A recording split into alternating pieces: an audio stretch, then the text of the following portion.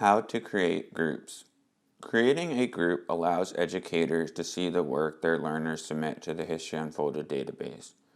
Educators wishing to create groups for their students should either do so when they create their accounts or anytime they have logged into their account by going to their My Profile page of the website. From the My Profile page, teachers should click Create a Group.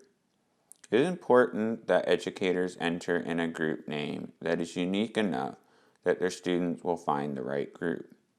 For example, avoid creating group names such as World History 2 or Holocaust Elective, as other instructors may already have created groups with similar names.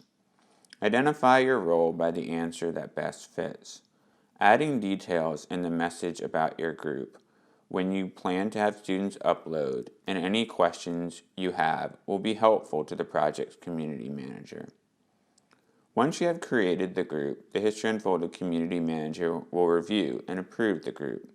The community manager works most Mondays through Friday and is likely to approve the group quickly during normal business days.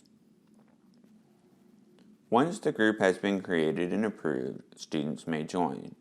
They may either join the group when they create their accounts or anytime after from their My Profile page. If you wish to have students join a group as they create their accounts, make sure to share the group name with the students in advance of the account creation process. It is highly encouraged that you first try having one student create an account before giving an entire class of students instructions to create their account and join a group.